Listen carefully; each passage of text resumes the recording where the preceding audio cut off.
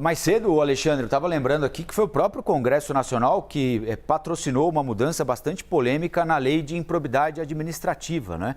Que exige agora que seja comprovado dolo, ou seja, intenção de um gestor público para que ele seja punido ou processado por um eventual dano que cometa ao cofre público que administra, né? Ou seja, tem de haver intenção.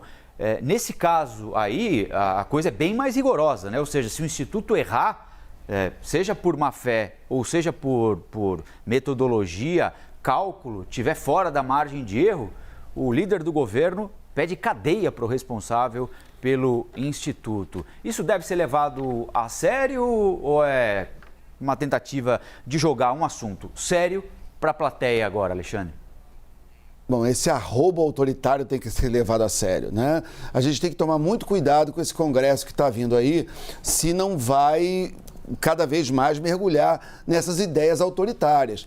Porque, como você muito bem lembrou, e foi muito bem lembrado mesmo, cada vez mais os parlamentares, os políticos, eles dificultam a maneira como a sociedade pode cobrar e até punir os seus desvios, né? A gente teve o desmonte da Lava Jato, a gente tem hoje uma Procuradoria-Geral da República totalmente alinhada ao Palácio do Planalto, né? Eu outro dia me contaram, eu nem sabia, né, que os filhos do presidente chamam a procuradora Lindora Araújo, que é o braço direito do Augusto Aras, de tia Lindora, nem sabia disso.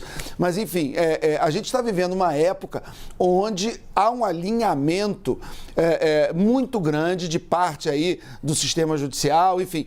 Então nós precisamos de mais cobrança nos políticos e não menos. Só que enquanto você tem esse movimento, que você muito bem lembrou, dos políticos se livrando e tendo mil barreiras, né, para que se chegue nele, eles querem criminalizar a sociedade em qualquer coisa. Então, os institutos erraram, um pouco menos do que o carnaval que está sendo feito, mas erraram. Erraram muito no Sudeste, né? Agora, a votação do Lula, por exemplo, foi correta. Eles falaram que o Lula ia dar 48, 49, 50, ele deu 48, totalmente dentro da margem de erro.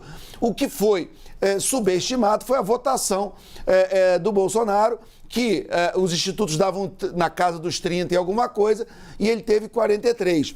Houve um erro, claro. Se você vai para a região sudeste, aqui no Rio de Janeiro, por exemplo, um erro fragoroso, né? Você teve Cláudio Castro aqui sendo eleito no primeiro turno com 58% dos votos, ninguém previu isso. Então, tem problema? Tem problema.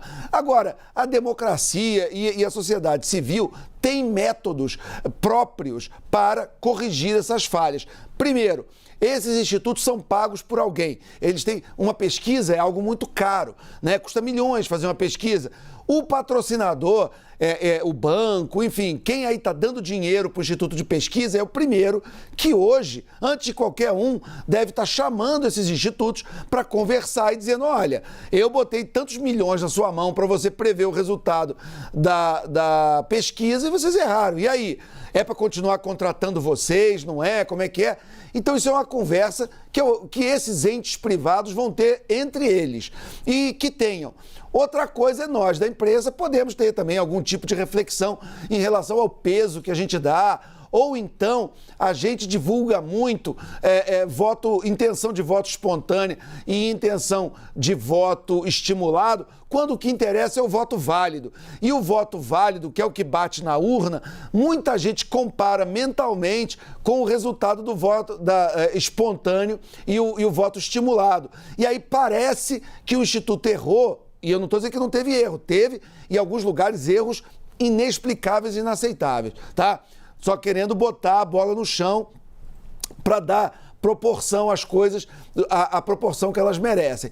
E eu acho que vale, por exemplo, para a gente tomar cuidado na hora também de divulgar, de dar mais peso, por exemplo, no voto válido, que esse é onde o Instituto tenta, da melhor forma possível, prever o resultado da urna. Então, talvez seja o dado que interessa.